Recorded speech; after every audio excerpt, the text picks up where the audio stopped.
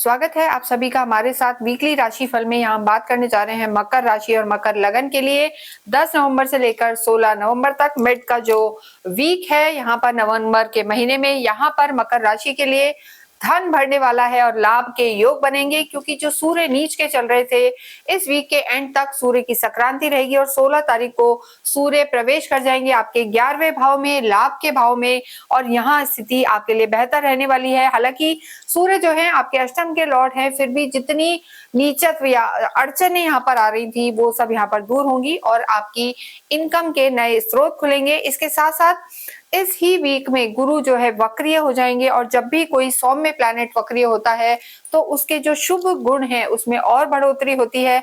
तो यहाँ पर गुरु का वक्रीय होना भी आपके रिश्तों को सुधारेगा। साथ में बुध भी वक्रीय हो रहे हैं और यहाँ पर जब भी हम वीकली राशिफल की बात करते हैं तो चंद्रमा तो बहुत ज्यादा इंपॉर्टेंट है।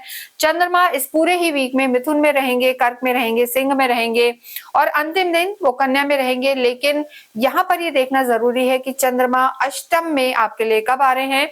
चंद्रमा की जो स्थिति है 14-15 तारीख को चंद्रमा आपके 8th हाउस में रहेंगे, केतु के साथ ग्रहण योग बनाएंगे। और जब भी चंद्रमा चौथे भाव, 8वें भाव या 12वें भाव में होते हैं तो कहीं ना कहीं वीक हो जाते हैं, नेगेटिव परिणाम देते हैं, ओवर थिंकिंग देते हैं और रिश्तों में भी कहीं ना कहीं खटास आ जाती है। तो किन चीजों का ध्यान रखना है, और यहाँ तो इन डेट्स पे यानी 14 और 15 नवंबर को तो आपको हर चीज का ध्यान रख के चलना है और संभल के चलना है।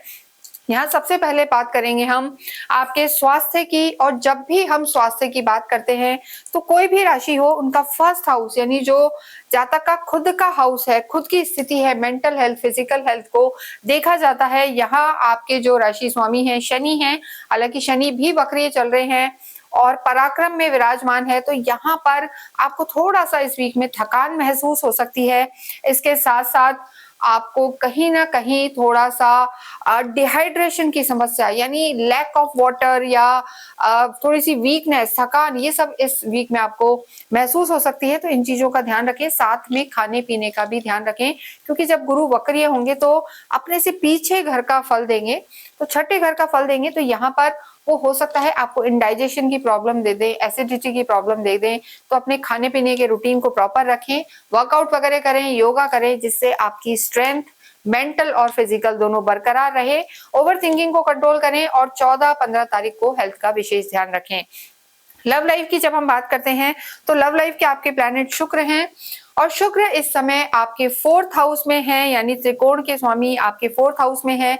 और देखिए यहाँ पर आपकी लव लाइफ में भी सुधार होगा, क्योंकि अभी शुक्र जो है अपने शत्रु सूर्य के साथ है और सूर्य भी नीच के है, तो चिड़चिड़ापन वगैरह चल रहा है। लेकिन जैसे जैसे सूर्य यहाँ से बाहर होंगे, आपके 11वें भाव में प्रवेश करेंगे, तो आपकी लव लाइफ में सुधार होगा। लेकिन 14-15 तारीख को आपको आर्ग्यूमेंट से बचना है और आखिरी जो दिन है वो समय आपकी लव लाइफ के लिए बहुत बहुत अच्छा रहने वाला है। घूमने फिरने जाएंगे, अंडरस्टैंडिंग बनेगी और चीजें बेहतर होंगी। वैवाहिक जीवन की हम बात करेंगे तो देखिए चंद्रमा ही आपके लॉर्ड है, तो यहाँ पर स्थितियां बेहतर है, गुरु विराजमान है, लेकिन गुरु वक्रीय हो जाएंगे, तो आपको यहाँ भी थोड़ा सा ध्यान रखना है, आर्ग्यूमेंट में नहीं जाना है। अन्यथा वैवाहिक जीवन यहाँ पर ठीक नजर आ रहा है।